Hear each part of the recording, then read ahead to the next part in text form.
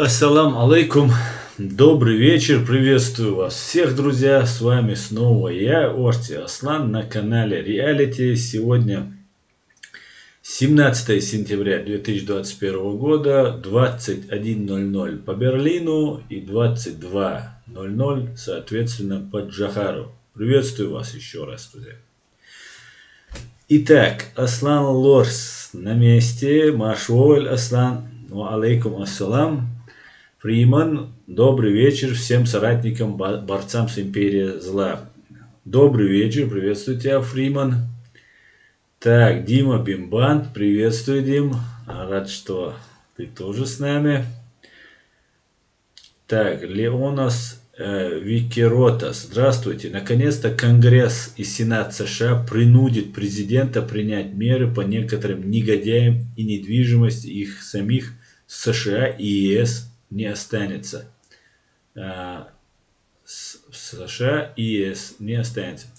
Здравствуйте, Леонас. Да, абсолютно верно. Это очень хорошая новость. Сенат США дал 180 дней Байдену для того, чтобы он внес в списки около, по-моему, 30, я вот вам покажу видео чуть попозже, 30 лиц из так называемой элиты фашистской России. И вот недавно, буквально в последнем предыдущем своем стриме, я рассказывал, что объявлена охота на меня, на мою семью, на семью Гизмахмаева, на Гизмахмаева самого. И вот не прошло и 2 суток, или сколько, ну чуть больше, да, наверное, прошло. По-моему, во вторник был у нас стрим. 3 суток прошло.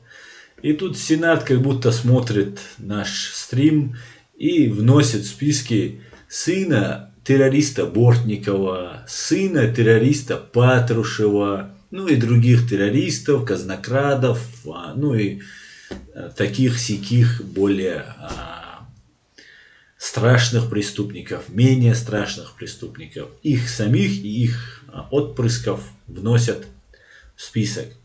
Чему я не могу не радоваться? Господи, благослови Америку, я могу сказать на это. Господи, благослови Америку, и все будет Ичкерия. Да, Алмула. Бейбас, ассаламу алейкум, ассаламу джари, ва алейкум ассалам. Асламбек Тутаева, ассалам ашал, дума сарга дейлер, салам ашал, гуль, машвойль, как найти, ва алейкум салам. Леди дейлер, салам ашал, гуль, маш доволь, шадеша. Так, Исаак Шмулевич у нас снова. Шалом всем свободным людям. Шалом, Исаак. Тода, витаю тебя. Итак, давайте тогда потихонечку обсудим основную тему нашего сегодняшнего стрима. А она заключается в том, что Россию со всех сторон давят. Хамзат Гилаев, ва алейкум ассалам.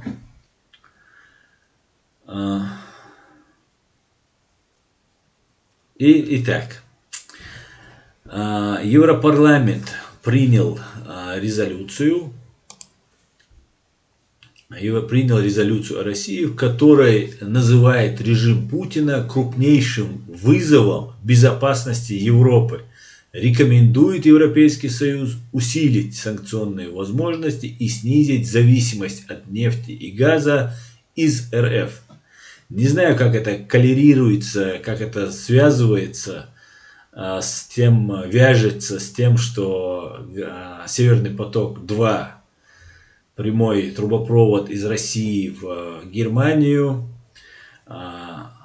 уже практически закончен, и сейчас идет процесс бюрократические оформления, юридические оформления документов. Идет. Но я надеюсь, что это тоже повлияет. И я продолжу эту новость. Евродепутаты считают, Россия под руководством ее президента Владимира Путина крупнейшим вызовом для европейской безопасности. Об этом говорится в рекомендациях Европарламента о направлении политических отношений между ЕС и Россией. Этот документ евродепутаты приняли в виде резолюции, на которой проголосовали 494 европарламентария. 103 высказались против. Интересно, кто эти 103? Еще 72 воздержались, сообщает корреспондент Deutsche Welle. Результаты голосования огласили в четверг, 16 сентября. В Страсбурге дебаты на эту тему евродепутаты провели во вторник. Режим Путина – стагнирующая авторитарная клептократия. Главным интересом ЕС резолюция называет свободу, стабильность и мир. Ни свободы, ни стабильности, ни мира, ни с Путиным, ни с ФСБ, конечно же, миру и Европе не видать. И за ее пределами, угрозу которым несет агрессивная политика российских властей. Среди примеров евродепутаты называют незаконную оккупацию и аннексию Крыма, нарушение территориальной целостности Украины, Грузии и Молдовы, а также кибератаки, вмешательство в выборы и возможные теракты на территории ЕС, в частности в Чехии. Здесь я попросил бы европарламентариев, евродепутатов быть чуточку честнее, менее лицемерными и чуть-чуть храбрее.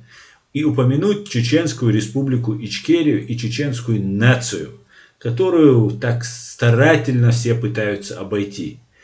И несмотря ни на что, придется на нас обращать внимание в обязательном порядке. Потому что мы будем как бельмо на глазу и не позволим вам вот так лицемерно говорить про Украину, Грузию и Молдову и не упоминать Чеченскую республику и чеченскую нацию, которую, между прочим, это не мои какие-то голословные заявления, которую, между прочим, в 2018 или 2019 году взяли под наблюдение 16 европейских и Соединенные Штаты, 15 европейских и Соединенные Штаты. Поэтому за мониторингом по правам человека в Чеченской Республике, так называемый московский механизм, о котором вы много раз слышали. Вот такая вот ситуация. Не хватает немножко у евродепутатов мужества быть до конца честными.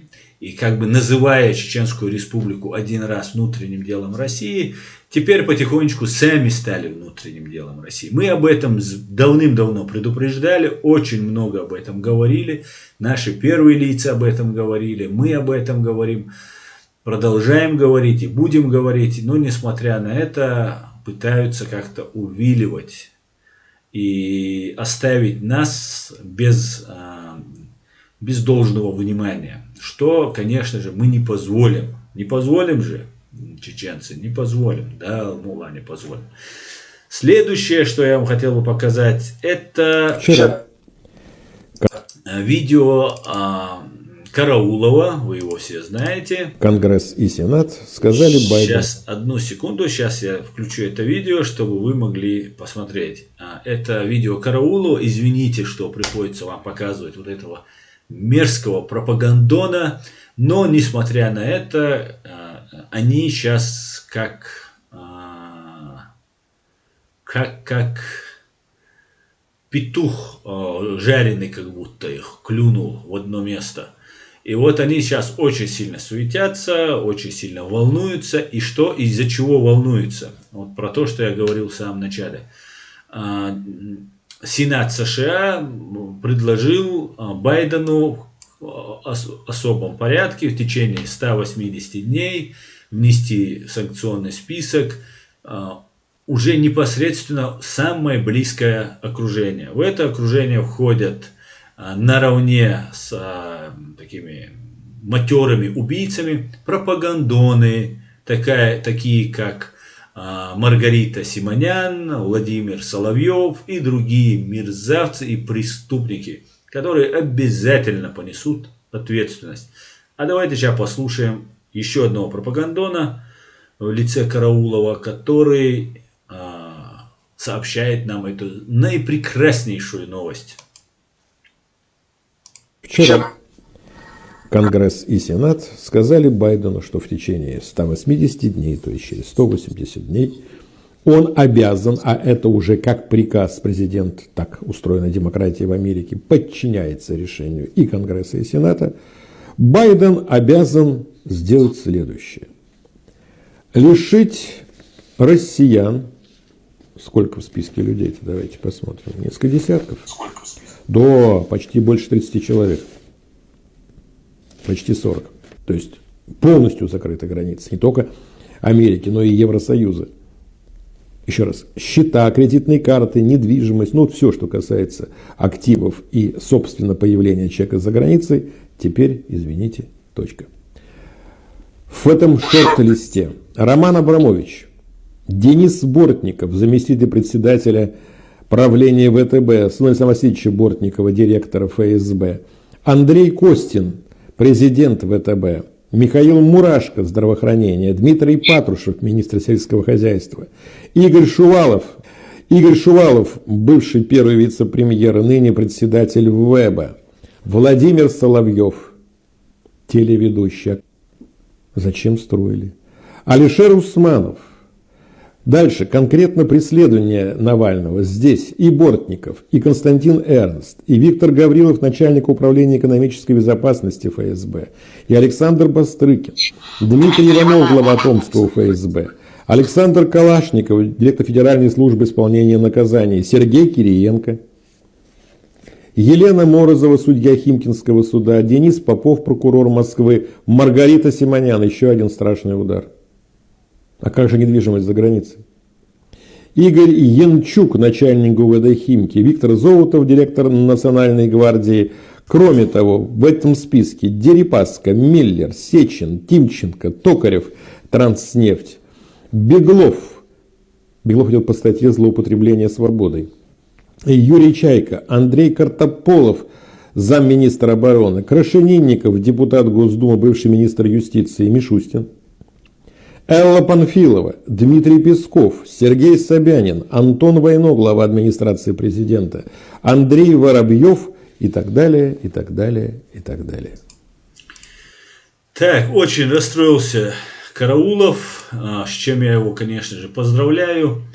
И вы слышали все фамилии, которые были. Это и глава администрации террориста Путина, и его приближенные, и их дети, и пропагандоны. Короче говоря, дела просто идут в гору. С каждым днем все лучше и лучше. Как говорил мой один московский знакомый по Москве, он говорил: так хорошо дела, Аслан, что даже из дома выходить боюсь. Так что так все хорошо, чтоб не сглазить, как говорится. Так, пойдемте дальше, почитаем ваши комментарии. Власть не может решать такие дела, каждый будет мстить за свое. Так, о чем вы тут? Кому вы мстите, господа? Так, давайте я почитаю.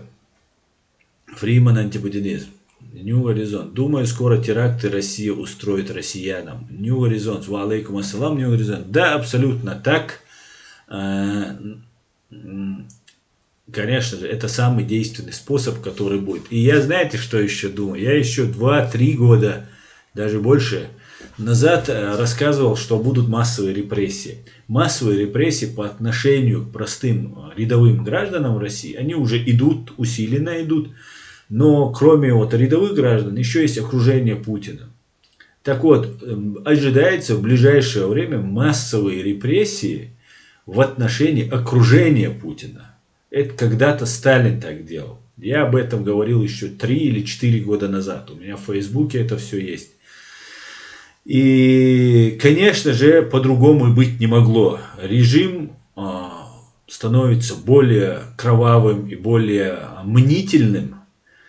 И не только потому, что он ранее убивал людей, хотя это, конечно же, первопричина, но и в том, что чем дальше, тем старее становятся вот эти царьки, которые сидят сейчас во главе России.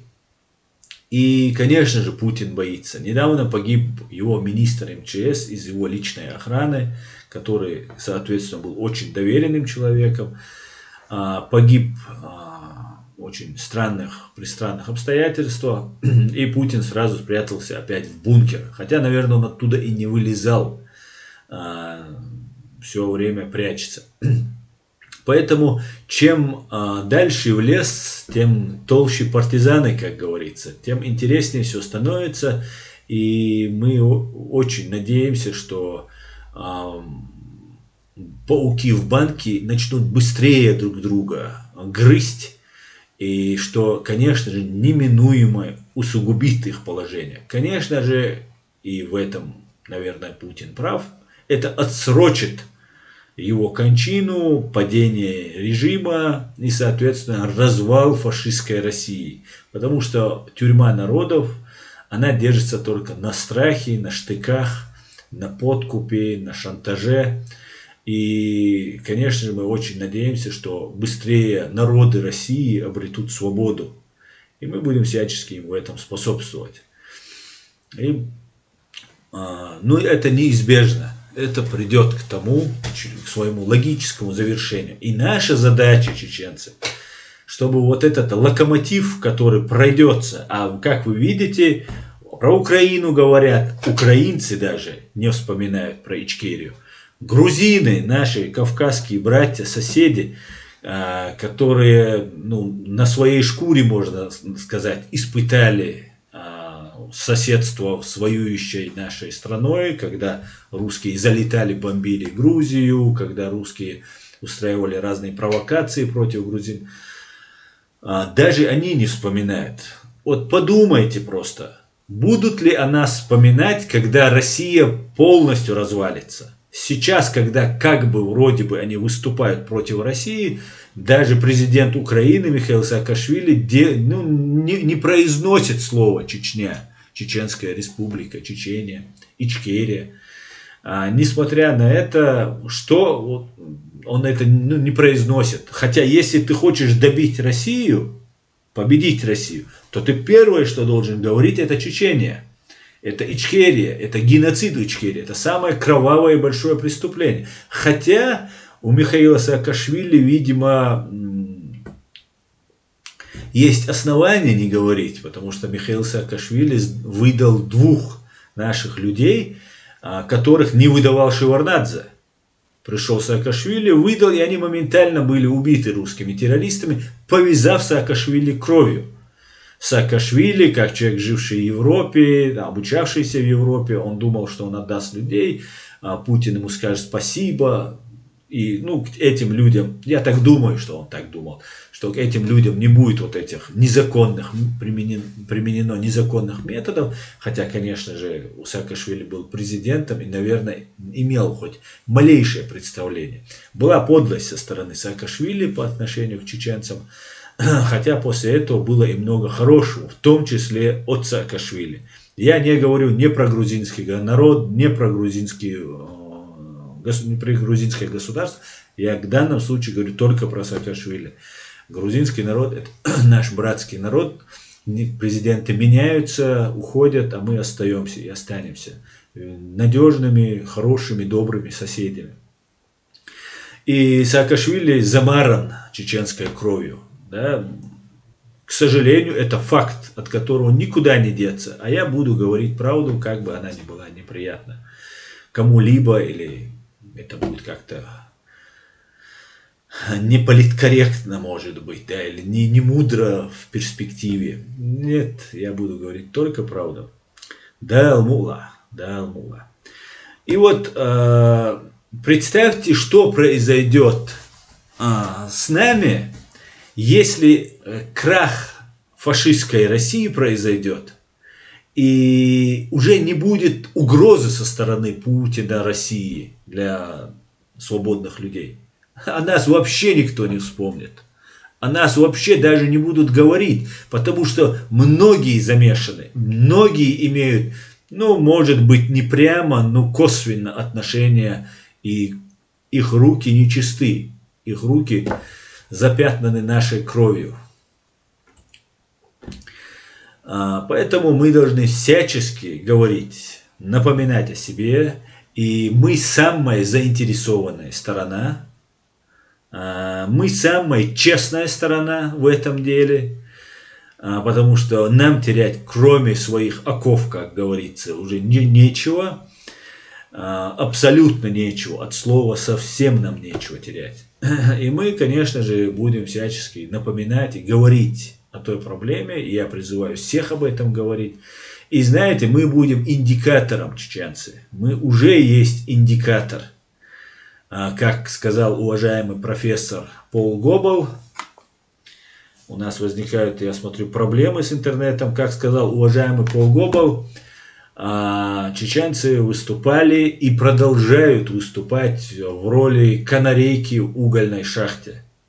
Поэтому, дорогие мои соотечественники, сограждане, пожалуйста, не оставайтесь в стороне. Ситуация меняется, давно меняется, медленно, не так, как бы мы хотели.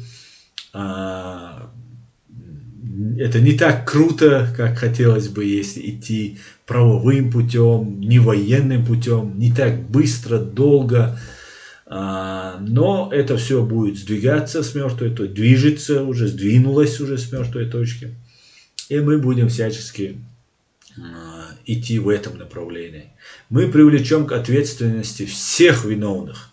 Мы отдадим почести всем нашим погибшим. Мы поможем всем нашим сиротам, оставшимся от этой войны, всем нашим инвалидам, пострадавшим в этой войне, ну и так далее, и так далее. Мы сделаем процветающее, современное, цивилизованное, европейское государство, куда будут мечтать приехать как туристы, погостить, как угодно, на работу. Будут приезжать и со Швейцарии, из Германии, с Франции, с Англии, с Соединенных Штатов, с Израиля. Все к нам будут хотеть приехать, увидеть прекрасную страну чеченцев и прекрасный чеченский народ. Желаю всего самого вам хорошего, нам всем всего самого хорошего желаю. Дал эту боль ночи ом. Ничего не заканчивается. В истории самое хорошее в истории, человеческой истории, существования этой земли, хорошо то, что история никогда не заканчивается. И если сегодня произошло что-то, это не значит, что это навеки вечное в таком смысле, ну кроме Ичкерии, будет продолжаться. А теперь же история развивается стремительно, в моем понимании. Может, кого-то это не так, хотя и я бы хотел бы еще стремительнее, чтобы она продолжалась. И будем двигаться дальше. Все будет Ичкерия. Так, давайте перейдем к вашим вопросам.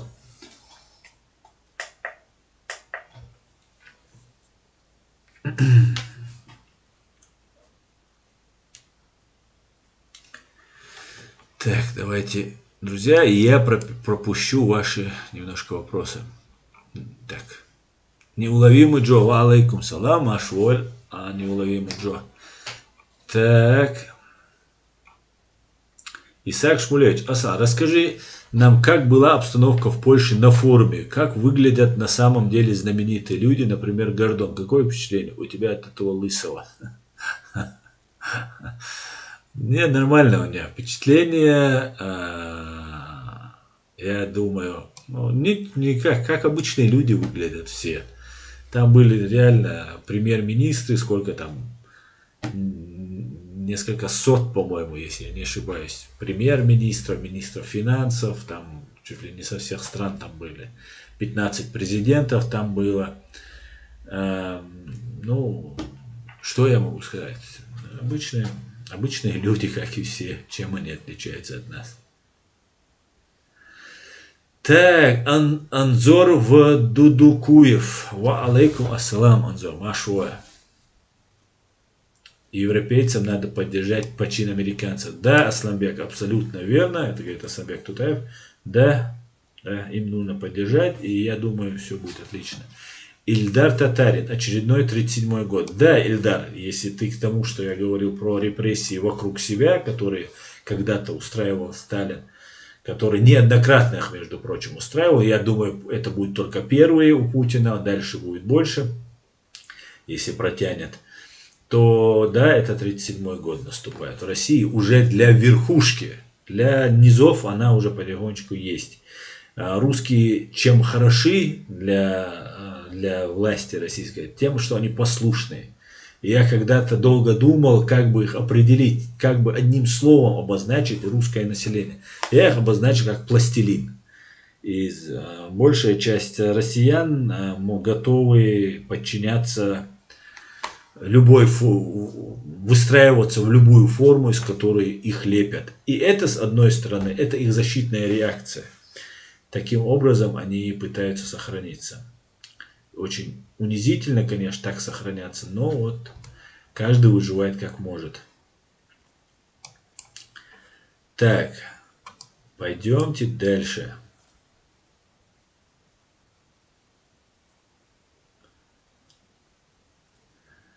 Фриман антипутинизм. Веками великорусская спесь и презрение выплескивалось в лица народов и национальностей, как стакан серной кислоты, как ведро помоев, и наступает период расплаты за русский имперский нацизм. Абсолютно верно.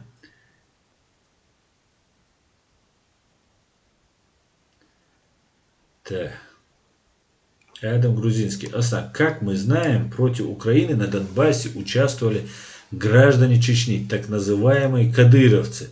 После деоккупации ЧРИ будут ли приниматься карательные меры по отношению к этим лицам?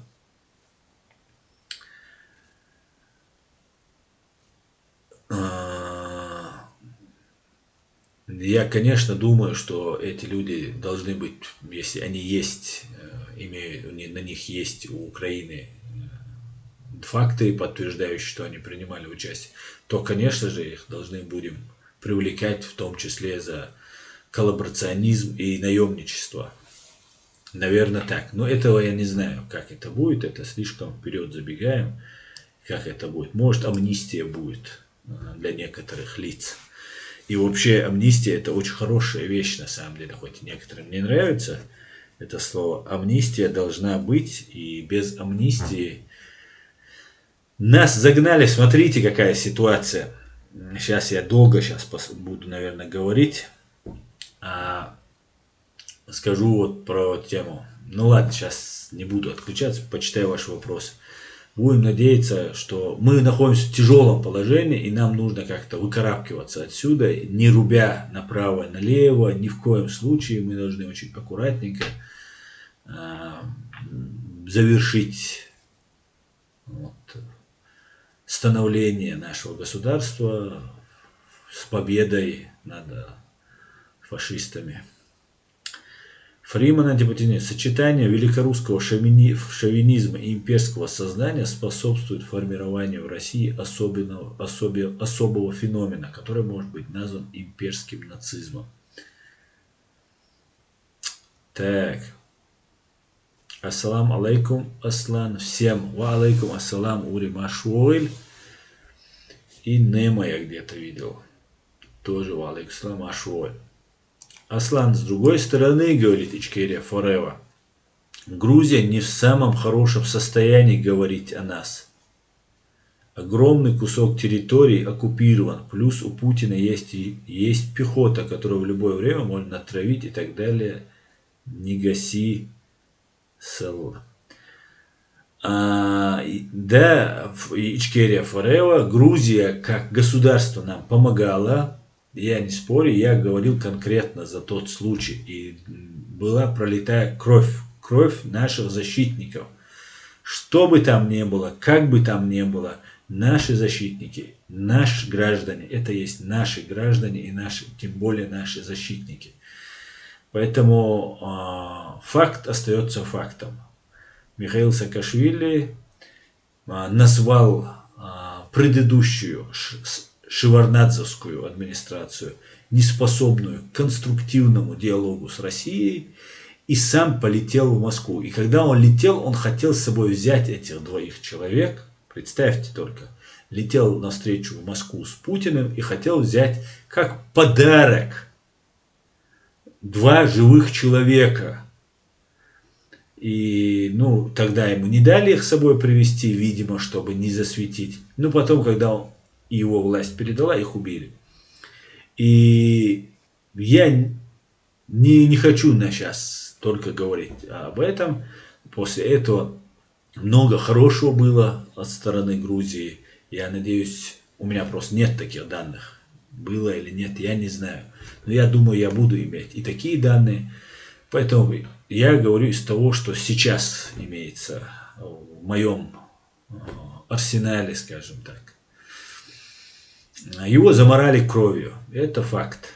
А то, что у них земля оторгнута, так это и есть главная причина, по которой они это должны говорить. И Украина тоже должна, именно поэтому. Потому что там нельзя договориться. С Россией нельзя договориться. Ни с Путиным, ни с будущими, ни с прошлыми. Да, придет время, немножко, может быть, полегче, а потом быстро опять превратится, скатится. Если не будет осуждено КГБ, опять русские, у русских есть культура. Вот у нас, у чеченцев, есть своя культура, свои устои какие-то, да? Моральные, этические, нравственные. Вот у русских есть свои особенности в этом отношении. И вот у них есть культура имперца, империалиста, что они считают, что вот все должны говорить на их языке, что Россия нигде не заканчивается. Им это нравится. И это засыпало в них. Потому что этот империализм довел страну до голода в конце 80-х. Сейчас же они, пришел Путин, КГБ, и технично играя, они же русские, да, КГБшники, они русские.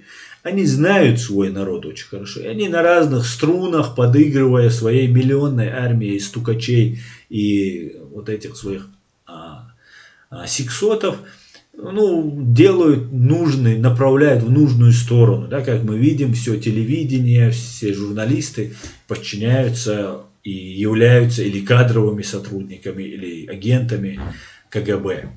Поэтому в этом направлении они очень успешно работают, и у них получается. И они возбудили в русских этот империализм. Русские даже не поняли, как возбудили. Да? Тот самый пластилин. Их опять слепили в империалистов русских.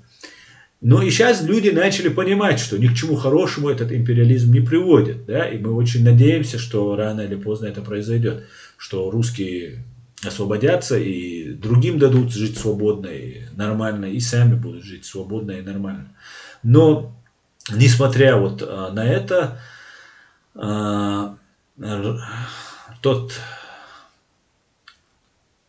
империализм, который в них сидит, он должен быть в какой-то степени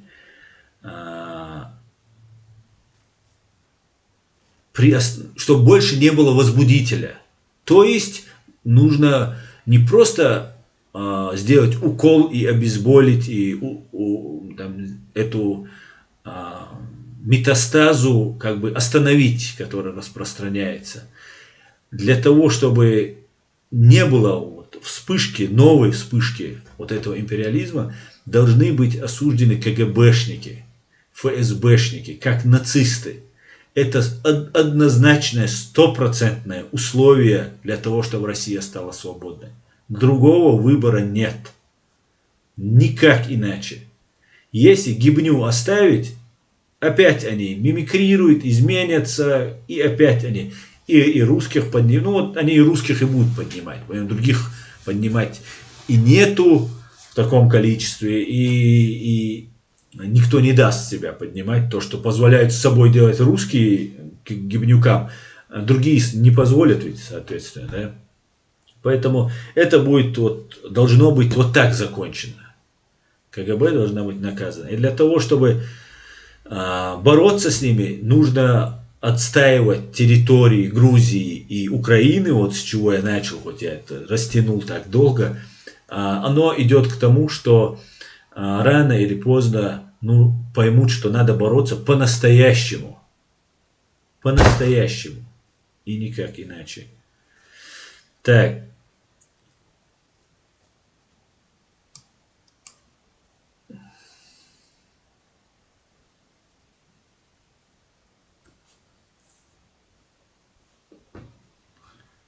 Дай-то Бог осла, говорит Исаак Шмулевич. Всем салам, маршал, извиняюсь, маршал, гиль, машуоль.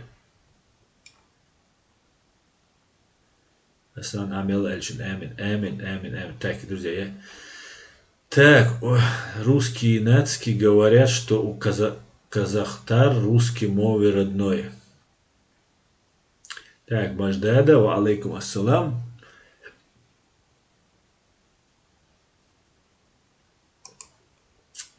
Так.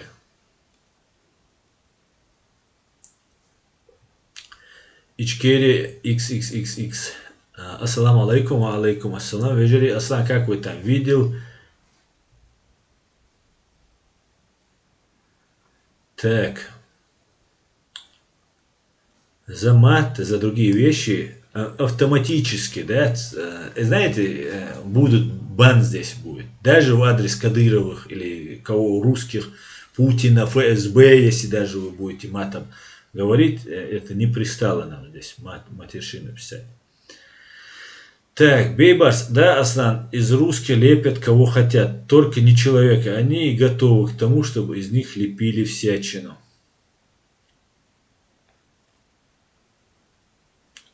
İçkeri sana каждому это то уж бать. Да, Хамзат абсолютно прав. Да, Ичкери Форева. Да, но я общался с грузинами, и некоторые пытаются задобрить русских, так как боятся, что те с легкостью могут маршировать до Тбилиси. Не все готовы подставляться, как чеченцы, типа спасем Дагестан, уму, мир. Да, его, опять же, Ичкерия Форева, конечно, я с тобой согласен, но это немного по-другому было. Да? Дагестан не просил помощи. Какие-то два села, которые Степашин и Ельцин сделали шариатскими, там, как они это понимали, и это, ну, это не было тем, что вот там кто-то идет спасать. Но если бы, например, Россия захватила Крым и не отдает, и неважно, международное право об этом говорит или нет, международное право, если следовать букве и духу международного права, то мы являемся независимым государством. И никто нас не может нам это запретить, потому что это в соответствии с нормами международного права мы являемся независимым государством. И вот мы государство, нам что-то сделала Россия, Путин, там КГБ, их армия что-то, ну что-то по мелочи, да, сделала. Мы говорим, ну ладно, там Крым, ну и что Крым, это нас не волнует. Но это же нечестно, и это не по-настоящему борьба тогда идет. Как тот же Каспаров говорил, мы должны делать максимально болезненно Путину. Я говорю, давайте скажем про Чечню. Он пулей убежал. Вот как получается. Поэтому тут немножко по-другому. Если Грузия хочет вернуть Южную Осетию, Абхазию, а Украина хочет вернуть Донбасс и Крым, то, конечно, им надо по-настоящему бороться. Я так это вижу. А то, что они нападут, конечно, нападут. Напали же, уже оттяпали. Если бы Россия могла поглотить всю Украину, ни одна минута не последовала бы за принятием решения. Уже бы они это делали.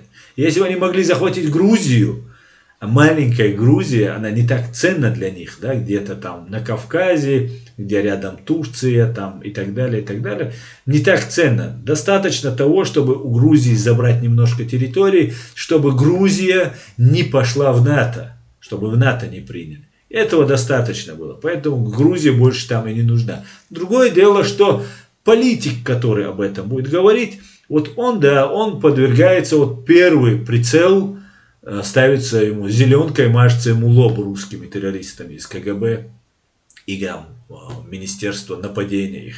Да, если говорить правду полностью, в этом смысле да. Ну и еще тот момент, который я говорил, что у многих есть кровь, наша с вами кровь на руках.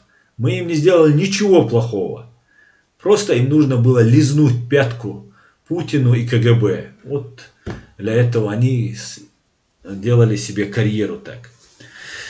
Поэтому, мне кажется, все должны идти в этом направлении. Давайте дальше. Сергей Алексенко. Инвестировать в свою армию, а не то будешь кормить чужую армию. Да, да, народ, который не кормит свою армию, будет вынужден кормить чужую армию. Абсолютно верно. По-моему, это Наполеон сказал. Так, Евгений, Аслан, какое мнение о новом блоке Великобритании и двух ее бывших колоний, США и Австралии? Это хорошо для доброго люда? Ну, я до конца, конечно, это только вот сейчас они делают, и мы потом только узнаем все. Вот я сегодня узнал об этой новости. Для чего это делается, там обозначается Китай, без сомнения, конечно, там будет и Россия, но раз там Австралия, то, скорее всего, это и Китай в первую очередь там, наверное, идет в этом направлении. Ну, что я могу сказать? Я считаю, что американцы и англичане наши друзья, и мы должны строить с ними конструктивные, доверительные, понятные, надежные отношения. И кроме нас, чеченцев, гарантировать интересы Соединенных Штатов или Великобритании на территории Кавказа, гарантировать интересы этих стран, кроме нас, чеченцев, на Кавказе не может никто. В полной мере. Да, Грузия может у себя там гарантировать. И то мы видим, несмотря на какие колоссальные затраты, которые делает Америка, Грузия не справляется. Очень много российской агентуры, с которой грузины никак не могут справиться. Поэтому я думаю, если Америка и Англия станут сильнее, Великобритания станут сильнее, не знаю, зачем ты говоришь бывшие колонии или нет, у всех все когда-то были колониями, и сейчас очень трудно назвать Англию, США чьей-то колонией, да? Поэтому не знаю, с какой целью ты это пишешь, но я считаю, что для нас, для чеченцев, усиление Соединенных Штатов Америки и усиление Великобритании – это большой плюс. Поэтому, Господи, благослови Америку и Великобританию. Так.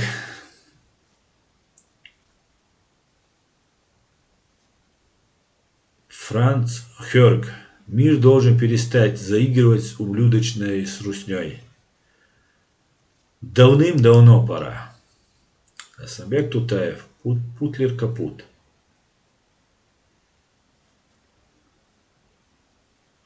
Я не устану повторять. Хочу шариат, как в Швеции, говорит Маждада. Так, вітаю, Аслан, вітаю, громада. Вітаю, Олег, рад вам. Юнайтед Кавказус. Нападение на Дагестан – это была большая провокация российских спецслужб. Да. Да.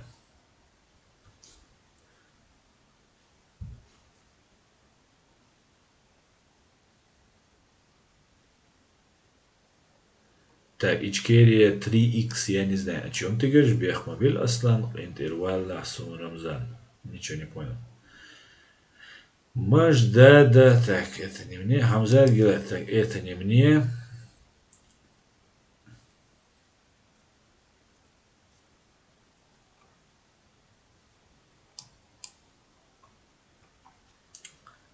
Нет рапсии, нет проблем, говорит Ури-Ури. Да.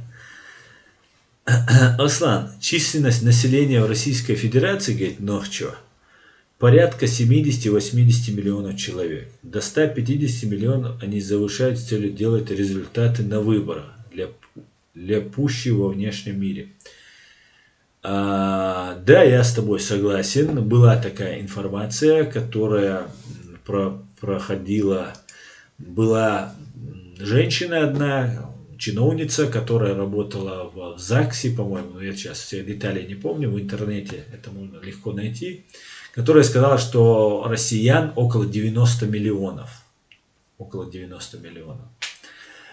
И это правильно, это не только на выборах результаты делается, это еще делается для того, чтобы русская нация, русские как национальность, они в процентном соотношении доминировали. Представьте, говорят, 20 миллионов мусульман в России проживает. Из них только около 90, ну, всего россиян, допустим, 90 миллионов. 20 миллионов россиян. Это, ну, более 20% выходит. Я уверен, если они говорят 20, то, наверное, и 30, и 40 миллионов мусульман может набраться в России. То, грубо говоря, это может быть и 30, и 40, и может быть половина людей может быть в России мусульманами. И в таком случае, когда будут такие цифры у нас, мусульмане скажут, любой здравомыслящий человек скажет, а почему в Государственной Думе в Российской Федерации, где 450 мандатов, нету мусульман, не представлено в таком количестве мусульмане, допустим. Ну и вот из этого все исходит. Соответственно, можно опять же пилить бюджет, выделять пенсии на несуществующих людей, на мертвую душу. Мы все прекрасно помним русских классиков, которые нам рассказывали про мертвые души. И в этом плане завышение, ну, ложь, обман всегда было. И там не только я имею в виду, что на выборы это делать. Ну и чтобы еще Россия осталась титульной, как они любят говорить, там, главной нацией.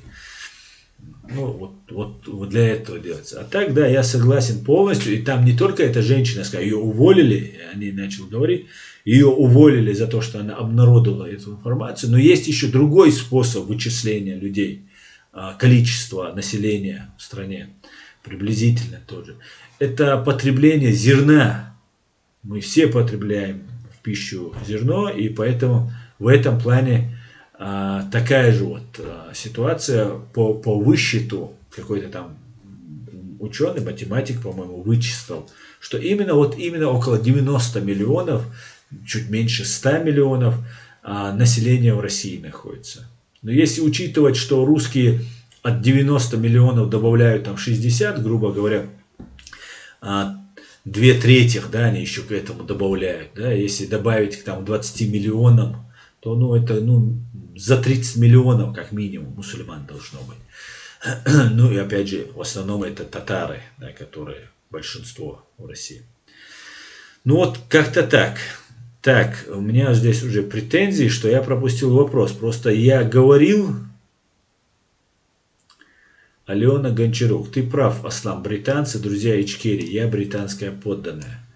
Да, Британия абсолютный наш друг, и мы будем дружить со всеми. В том числе, конечно же, с Великой Британией и с великими Соединенными Штатами Америки. Макс Манус мне говорит, Аслан, почему российская власть в последнее время сильно атакует Закаева и Масхадова? Твое мнение уже было? Да, мое мнение, ну, вкратце было. Я не знаю, почему их атакуют. Я не знаю. Я не знаю.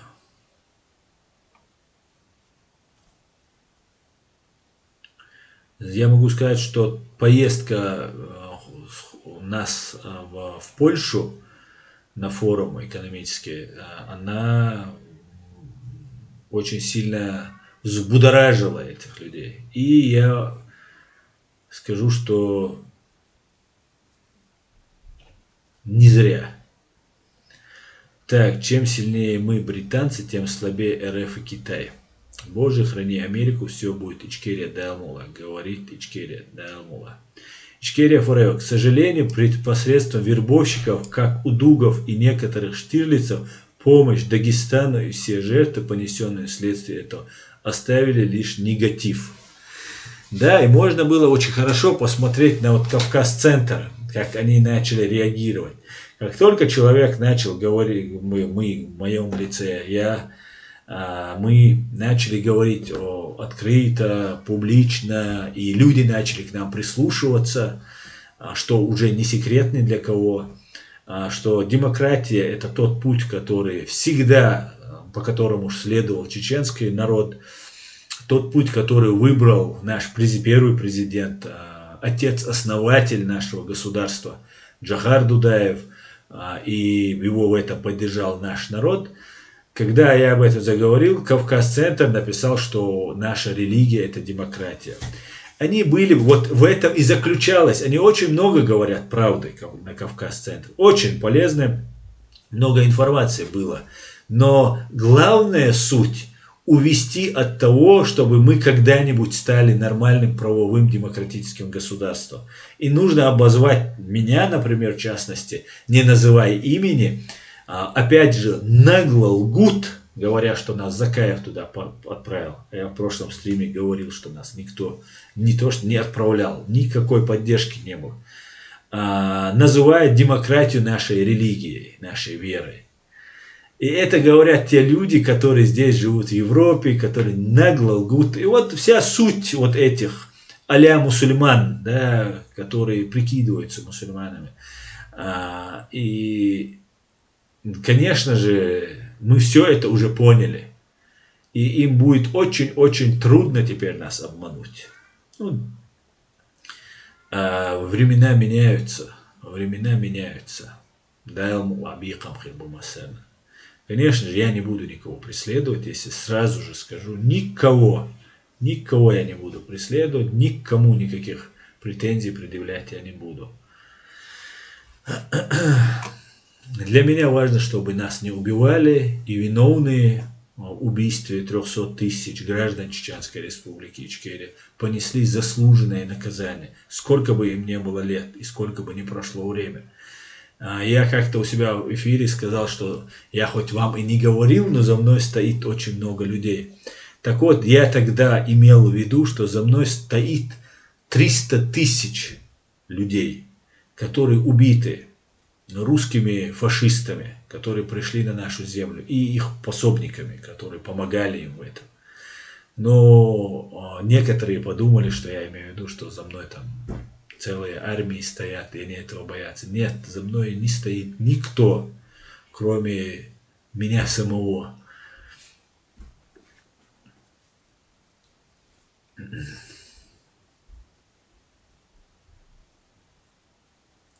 Для меня лично усиление США огромный плюс. Боже, храни Америку, батиля. Так, Аслан, сахаттан жоп лурдул шавацо, Макс Манус. Цеделера сахаттан жоп дал раз. Я не знаю почему. Спасибо, Оля Данке. Вполне возможно, что население РФ в разы меньше. Одной только Чечне пенсионный фонд зарегистрировал 3,5 тысячи мертвых душ. Да, то же самое происходит в Чечне. Они говорят, нас там 1 600 000, что ли, еще там они что-то накручивают.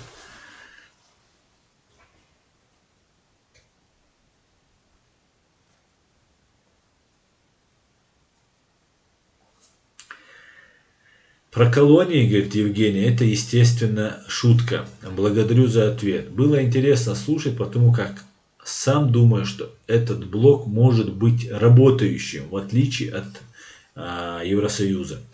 Да, Евгений, я думаю, это англичане, англоязычные товарищи, которые объединились, и я думаю, это очень серьезно. Я на это очень надеюсь, что это очень серьезно. Потому что хороший хук справа не помешает России получить. Так.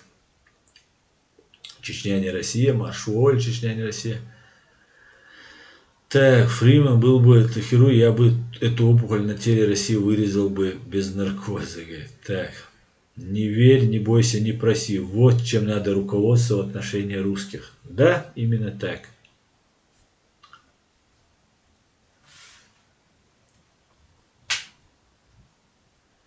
Чеченцы ощутимо укоротили их численность.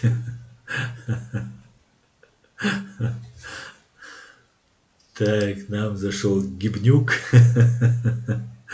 Пообращаемся с Гибнюком.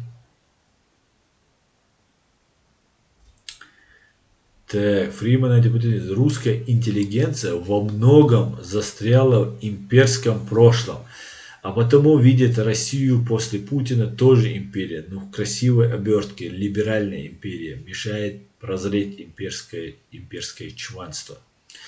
Так, Сергей Бабунич.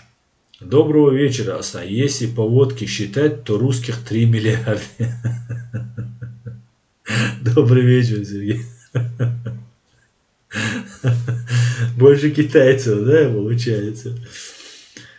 Так, Серж, в 2014 году было заказано 80 миллионов вакцин на всю Россию. Вот так.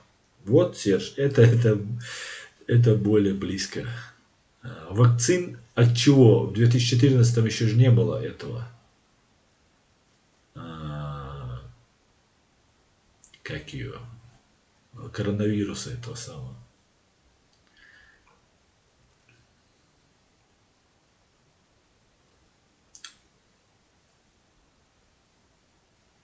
Олег Гревин. Асан, как вы считаете, сколько в Ичкерии осталось патриотов? Я считаю, что, патриотов я не знаю. Не могу сказать, сколько их там осталось. Много у нас людей погибло, много пребывает в пропаганде. Я знаю, что чеченцы ничего не забыли. Вообще, это нужно не знать чеченцев, вообще не знать, чтобы мы забыли то, что над нами сделали, и простили тех, кто это сделал. Нет, чеченцы не прощают так быстро. Минимум лет 50-70 нужно, чтобы мы вымерли, и новые поколения не забывают. Я, например, не могу никак простить тот геноцид, который сделан над моим дедушкой в 1944 году. Мой отец родился там, и над ним тоже произошел этот геноцид. Я это не могу простить и никогда этого не прощу. А прошло уже 80 лет с тех пор. Да, больше 80 лет, почти 80 лет. Поэтому никогда мы это не забудем. А патриотов, я не знаю. В любом народе их 5%, 10% бывает, в зависимости от исторического момента.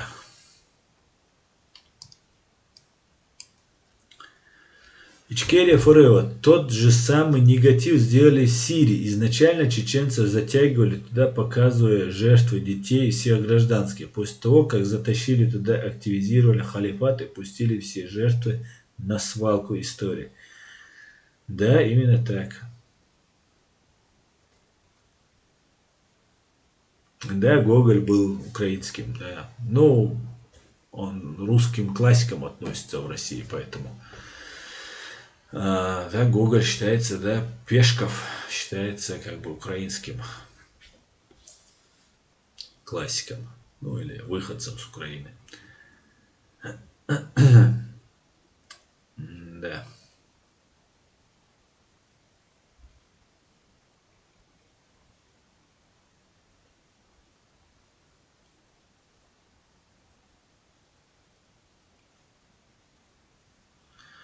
Максим 1. РФИю по-настоящему никто не называл, кроме чеченцев, украинцев, грузин. Только эти народы дают отпор по сегодняшний день. А Европа выражает только обеспокоенность.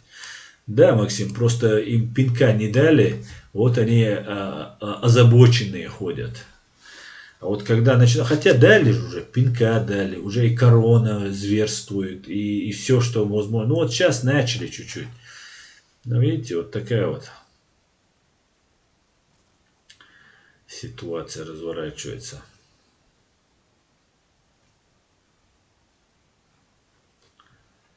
Так.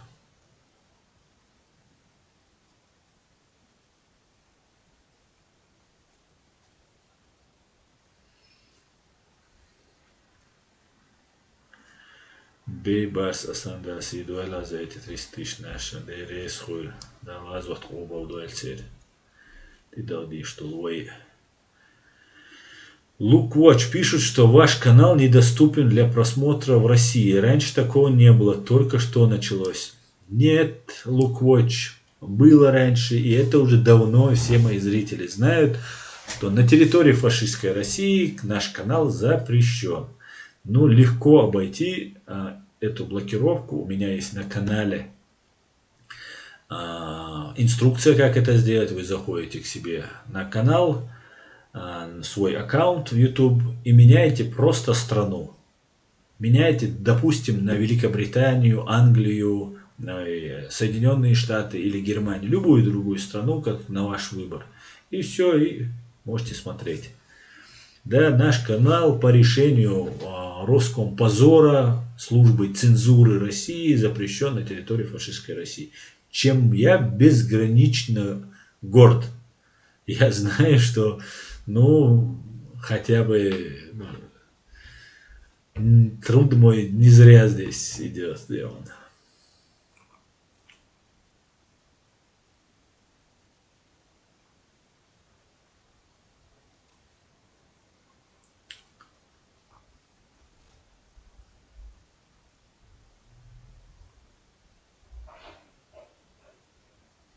Я считаю вашу поездку на форум очень удачной. Аллах тебя беркет вел. Дейрейс хуйль. Дейрейс хуйль.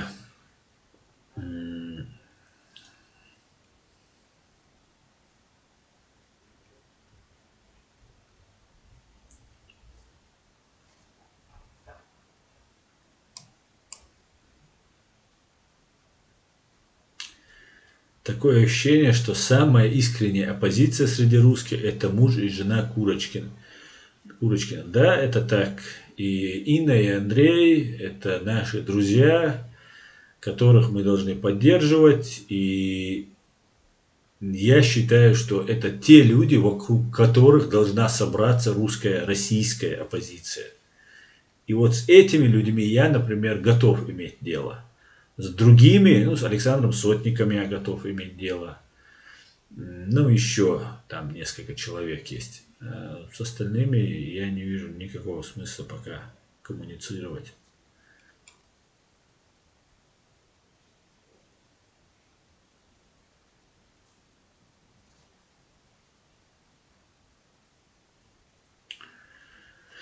Так, Франц Хёрг. Ногчи должны в союз с англоязычными, потому что англосаксы — это как бы такое русское, мне кажется, изобретение, ГБшное. Это спасение, говорит Франц Хёрг, и наказание с русских террористов. Да?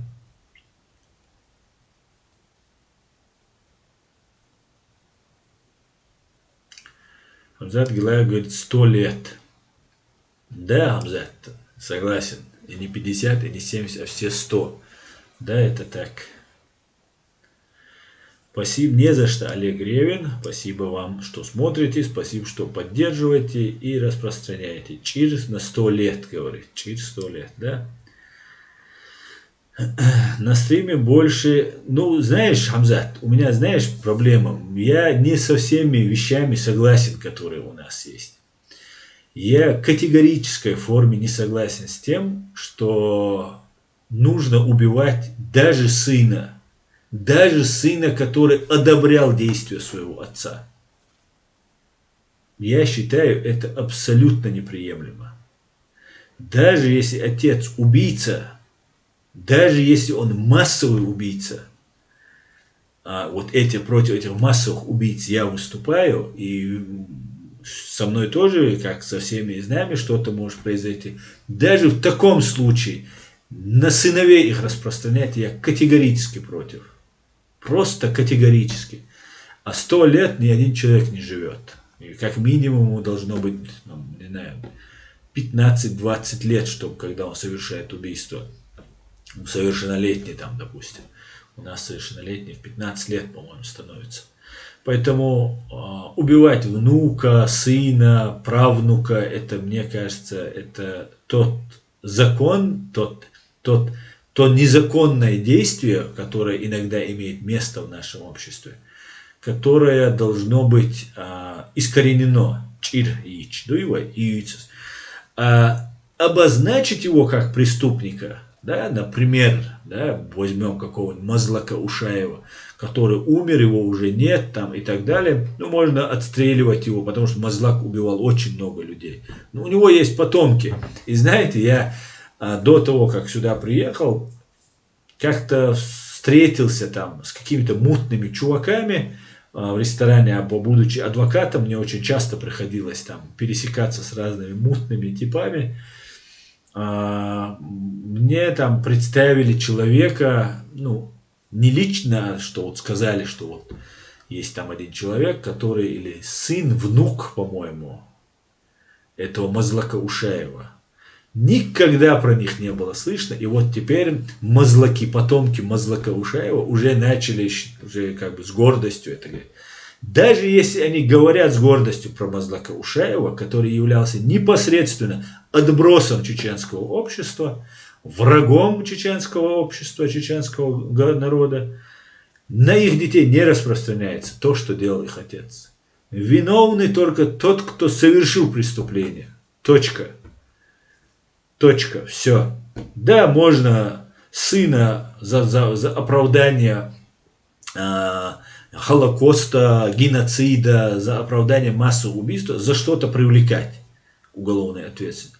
Но за убийство того, что сделал там Мазлак или Кадыров или Даудов, убивать нельзя. И многим чеченцам это может не понравиться, но я вот корни не согласен. Я вообще за то, чтобы заменить, я уже много раз говорил, заменить вообще смертную казнь на пожизненное лишение свободы. Как бы это ни было, мы должны эту кровавую страницу перевернуть и поднять гуманизм Адамов, человечность, которая есть в нашем обществе, как, наверное, ни в каком другом обществе. Ее поднять на тот уровень, на должный уровень, которым он должна быть вот эта человечность. Вот так я это вижу. Ну, посмотрим. Да, Алмула, посмотрим. Аслан, ты сделал инфунг. Что значит инфунг?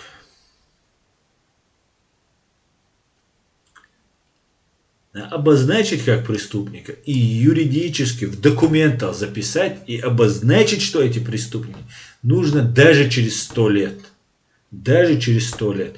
А если этот преступнику 99 лет, и он уже не может передвигаться, ездить на коляске, это нисколько не мешает за те преступления, которые совершены сейчас, этого преступника даже в 99 на каталке, на коляске привести его в суд, судить и посадить. И пускай умирает в тюрьме, чтобы больше он не видел свободы.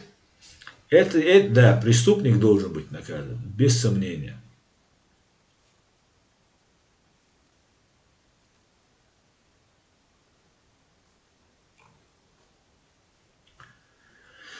Так.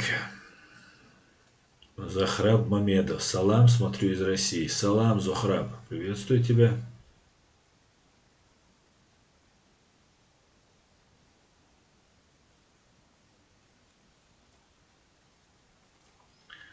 Так, я немного перемотал.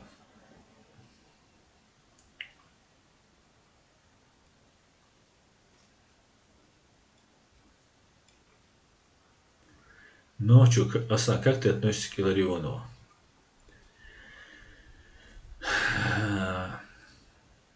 Я к Илларионову отношусь, нормально. Когда сейчас мы были на этом форуме, я с ним общался и наблюдал за его выступлением. Это очень умный человек. Я очень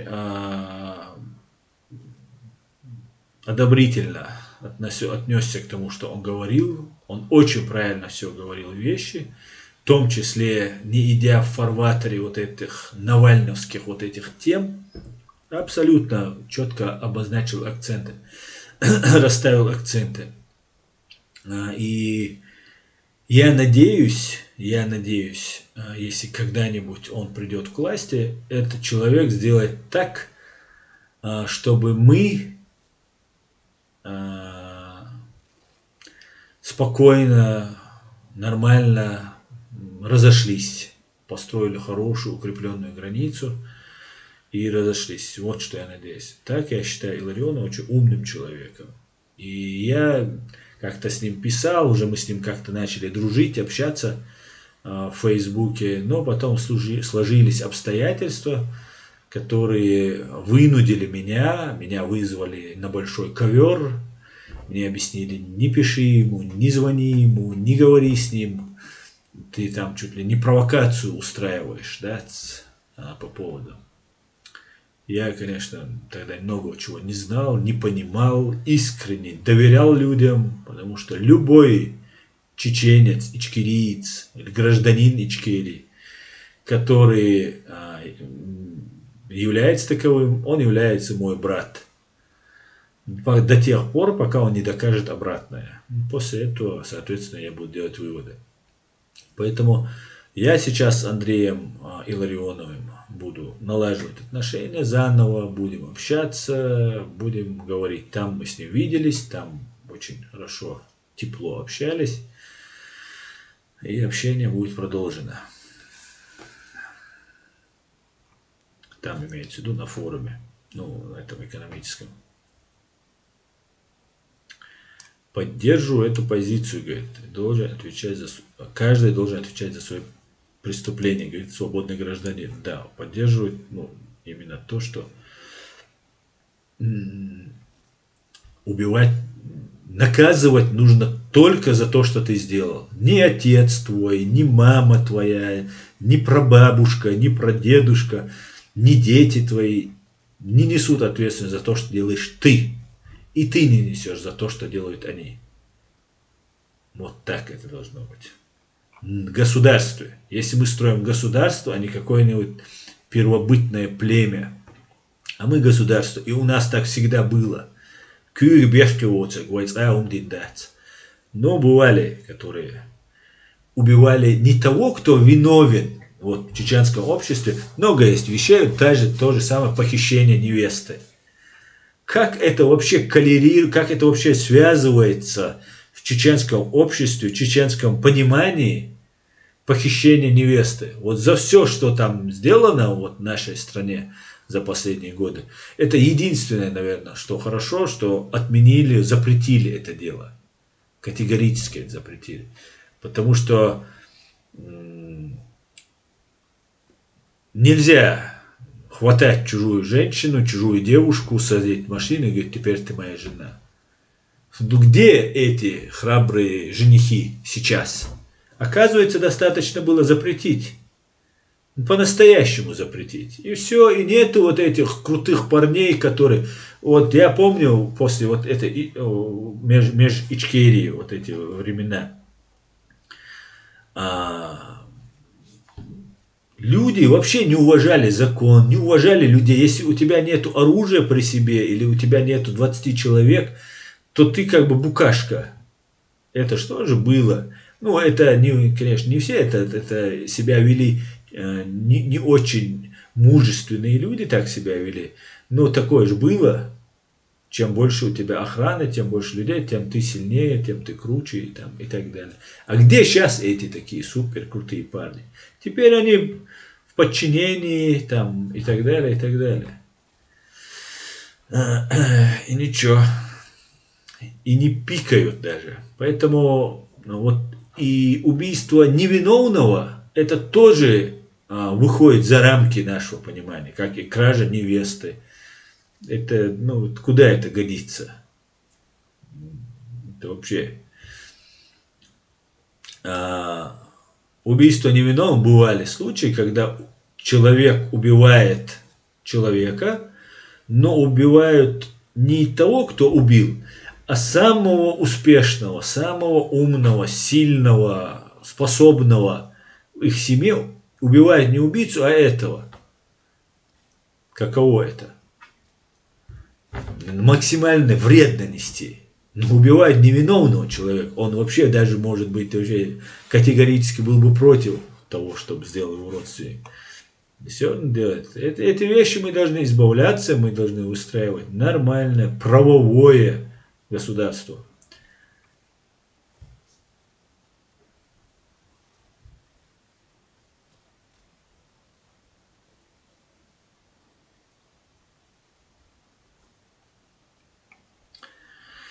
Нью Аризон, все будет Ичкерия, да, Алмула.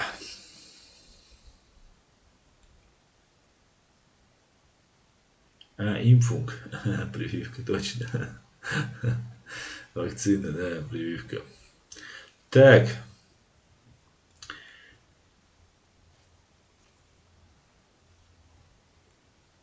Аслан, ты вслух проговорил мои мысли, Баркала. Да, ночи. Я часто так делаю. Ваши мысли я озвучиваю. Я один из вас. Вы тоже, что и я тоже, что и вы. Вайца ждушона. Хамзат Гилаев. Один молодой человек простил старика. Пришел к нему и сказал: ты теперь можешь не прятаться. Сын того, которого ты убил, умер от болезни, и теперь некому тебе мстить. Старик услышал, заплакал, сожалея. Да? Как найти? Люди все равно будут мстить. И вот кто в любом случае будет мстить, вот для тех и говорю, сделайте хотя бы так. Тот, кто будет мстить не соответствует закону, то должен будет быть привлечен к уголовной ответственности. Даже если он это делает на законных основаниях, имеется в виду на человеческих законах или наших чеченских законах, без решения суда приговор в исполнение применять никто не может. Это если мы строим государство. Если мы строим то, что анархию, или то, что у нас агентура работала во время президентства Масхадова, межвоенный период, то я это строить не хочу, я в этом не участвую. Украсть невесту — это дикое общество. Да, Аслан Лорс, абсолютно так. Он был сын того убитого, и он простил старика. Вот такие благородные бывают ночи. Да. Евгений Илларионов – один из немногих честных, умных и грамотных русских в общественном пространстве. Да, Евгений? Я согласен с тобой. Есть, конечно, моменты, но я полностью с тобой согласен. Аслан, мы с тобой одной крови. Ты и мы. Да, Алмола. Мы с вами одной крови. Мы возьмем с собой, как найти Маждаду и других наших соратников. Ой, о чем тут? Так, Аслан, они не отменили краж невест из большой любви к нашим традициям. Они боялись смешивания родов, Гергалу, Гару, как они нас считают, с рабами. Может быть и поэтому, может быть. Но, цахацари, хундина, но дадар дик дуям хасон. Войнок адохшум доцарим хасон. Дик онре бой, дик онре, ши дик она бога, ши оман махкан, ши ишин, ши вешин сагаттеш, ши о махкан, вежеша, нижеша. Зудедеш, понтор, эра ихкана. Ирах тапчкуш, шуня деш, шалца. Еще гонор, я цацболч не хочу, гонор. А когда в деле уже и сдулся, когда реально. Такое я тоже видел. И во время войны видел, и когда по России двигался, видел. Жил когда. Асан, что ты думаешь о спутнике Ви или 5, или вы его признали, или не его признали? Какая-то проблема была с этим спутником, я что-то читал. Сейчас, по-моему, что-то запретили его в Европе.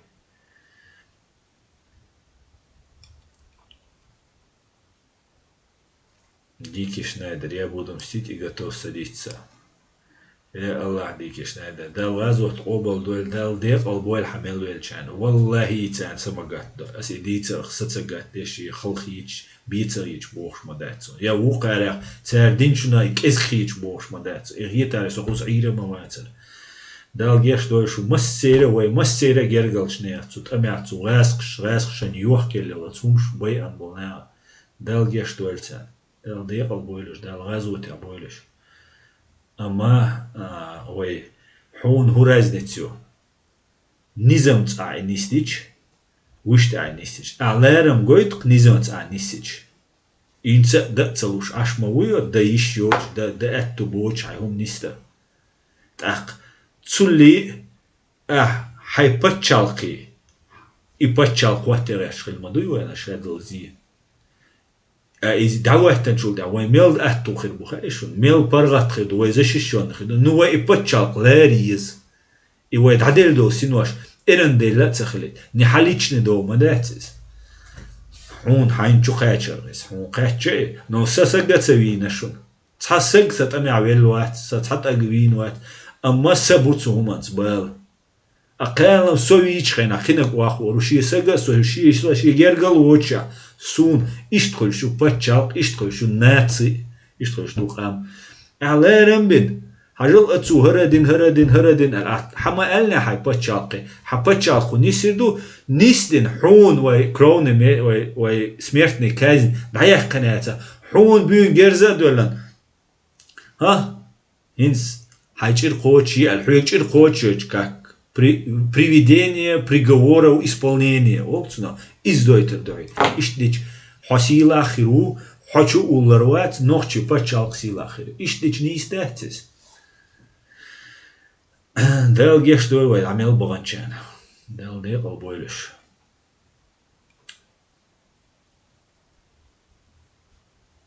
Опять же, да, я не понял просто. Да, ВОЗ не признал, чтение России, правильно. ВОЗ не признал спутник Ви.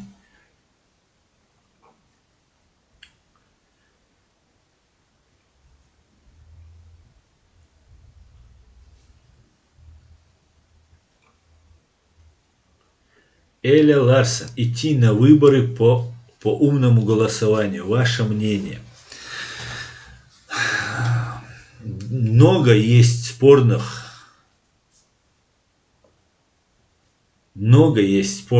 моментов по этому поводу. Я вообще как не россиянин, как вы помните, я сжег паспорт, который вынужденно получил когда-то российский, ну порвал точнее в эфире у себя паспорт. Я считаю, как иностранный гражданин, я об этом говорю, и не хочу никак лезть в внутренние российские дела, их выборы.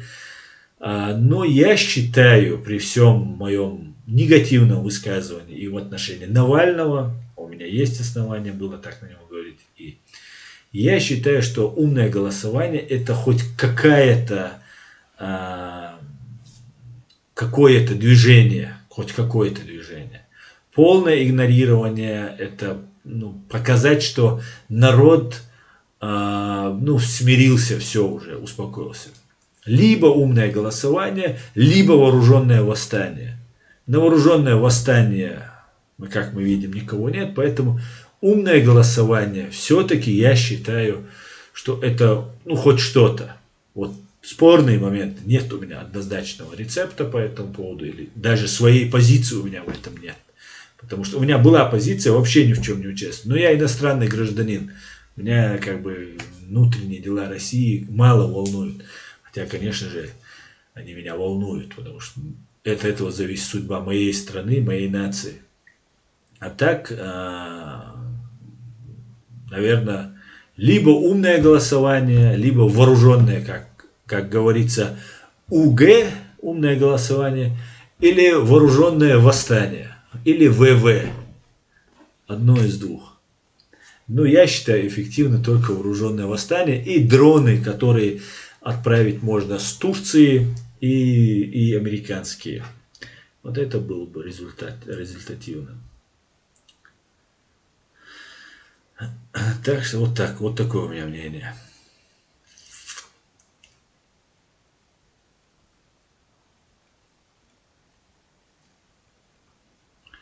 Ибрахим, ассаламу алейкум. Я сегодня смотрел отрывок с участием тебя и не знаю личность противоположной стороны. Если можешь прокомментировать, что послужило причиной жаркой дискуссии.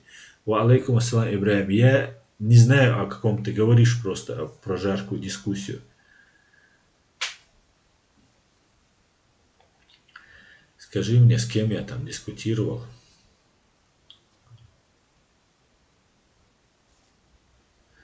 Салауди Саида, ассаламу алейкум. Асан, ты хочешь сказать, что высокомерен тот из себя ничего не... Кто высокомерен, тот из себя ничего не представляет. Ну, можно, да, Салауди, так я ты чуть-чуть по-другому озвучил мои мысли. Да, именно так. Ну, приблизительно так, скажем так.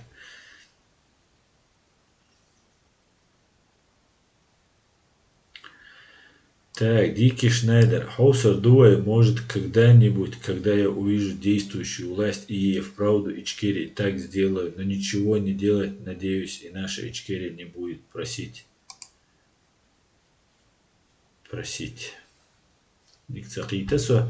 Но воинок биячун Ичкерия. Ичкерия то, что мы сделаем. Никто не придет. Ни американцы, ни англичане, ни инопланетяне. Никто к нам не придет. А если придет, то они будут делать как выгоднее им, учитывая. Конечно же, не как русские это будут на самом-то деле. Хоть с Папуа-Новой Гвинеи, если кто-то пришел бы, хотя бы разнообразие было бы за 300-400 лет. Но даже Папуа-Новые гвинейцы, они будут делать с учетом своих интересов. Они не будут такими кровавыми, как русские, но они, по крайней мере, не будут в первую очередь думать о нас. Мы должны строить свое государство. Мы должны своим детям и внукам передать это государство. И мы должны сами все делать. Каждый из нас, и ты, Дикий Шнайдер, и другие, все, кто здесь присутствует, мы должны это делать.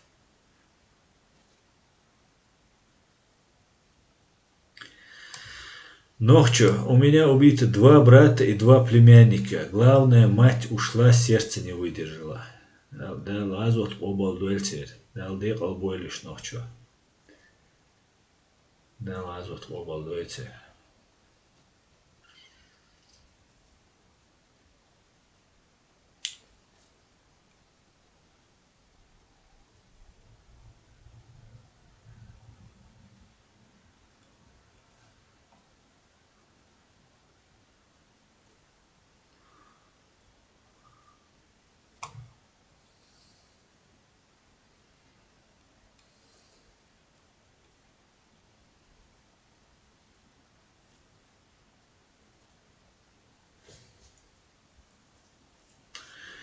Дерес хой бейбас. Цевишаса комментарий.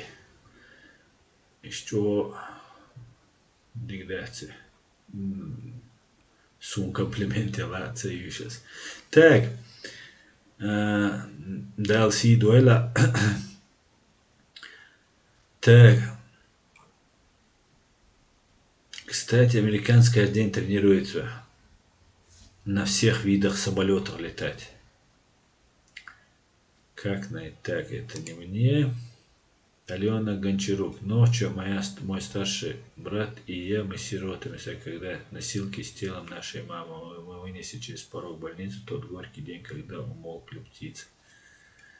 Мои искренние соболезнования. Алена, примите. Ой, Аслан, те люди, которые нам помогают в данный момент, схожи с Хаттабом и другими?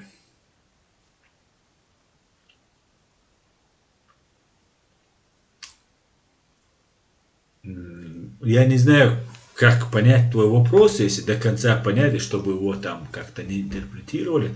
Но я хочу сказать, что Хаттаб был воином, он с оружием в руках защищал нашу страну и умер, защищая эту страну, как нам говорят.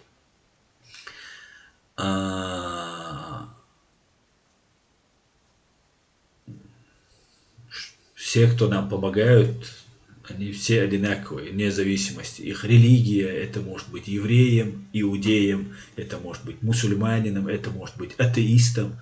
Человек не имеет значения, если он нам помогает, конечно же, он молодец, большое ему спасибо. Что же самое могу сказать и про Хаттаба. Хаттаб не совершал террористических актов, не убивал мирных женщин, детей.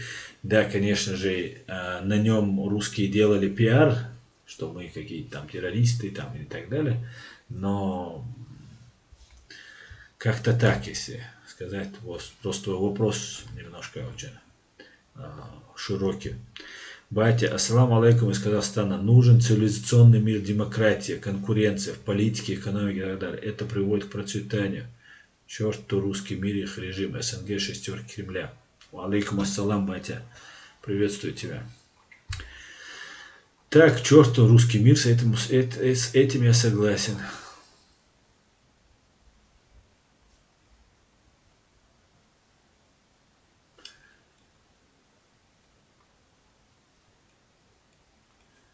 Так.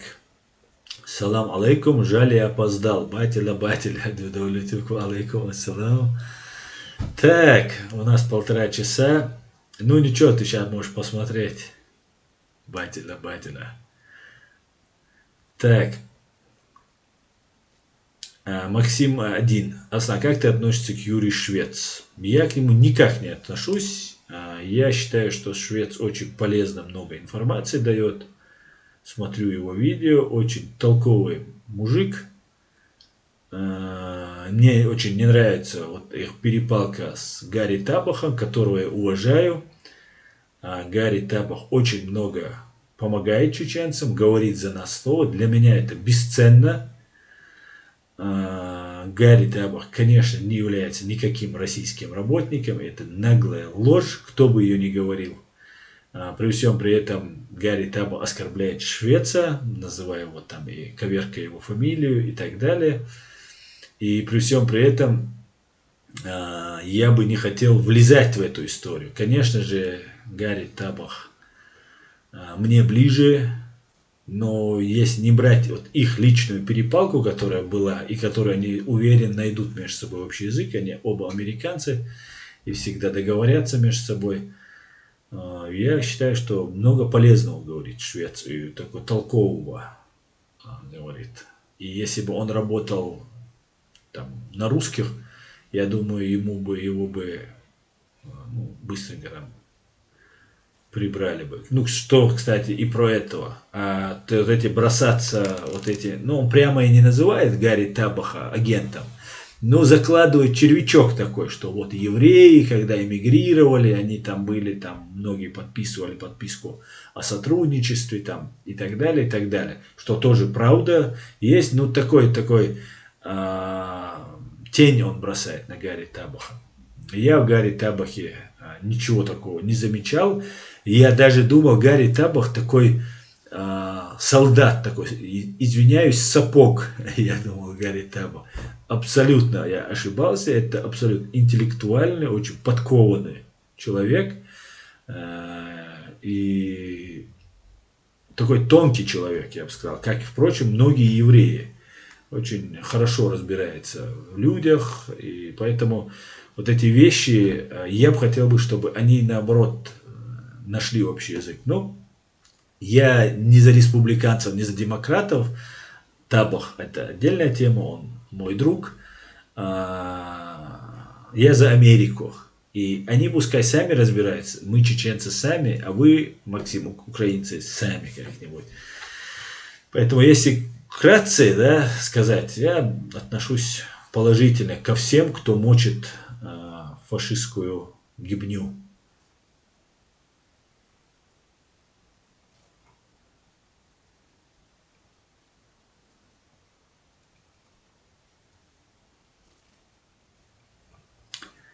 Так. Аслан. Алена Гончарук. Аслан.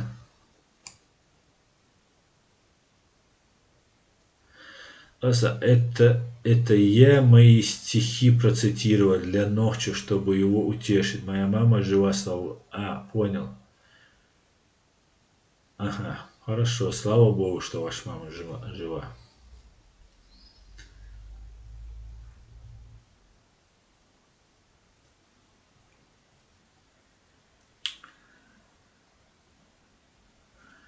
Аслан, все верно, не влазь в конфликт, говорит, как найти.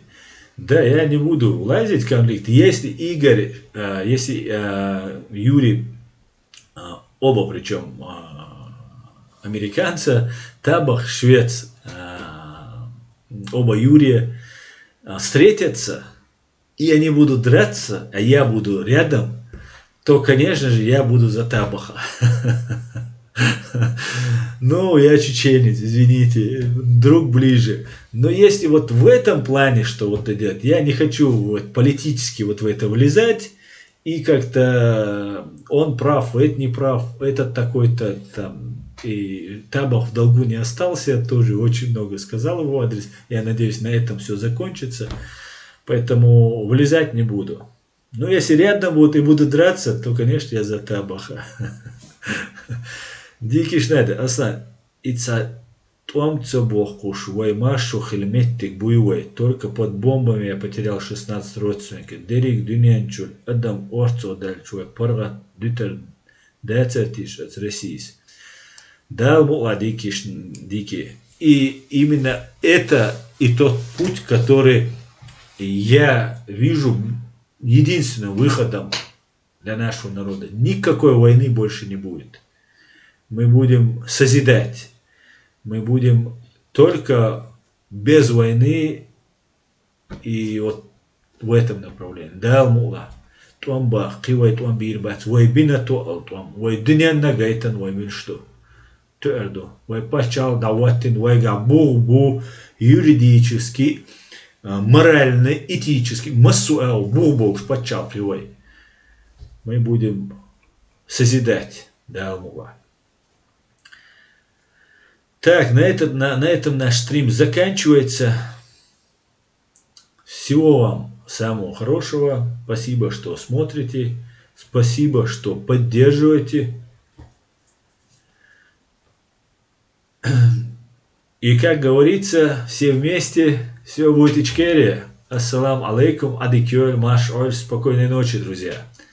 До воскресенья, скорее всего, опять будет анонс на чеченском языке в воскресенье, то есть послезавтра. Всего самого хорошего. Адикёль, маш оль.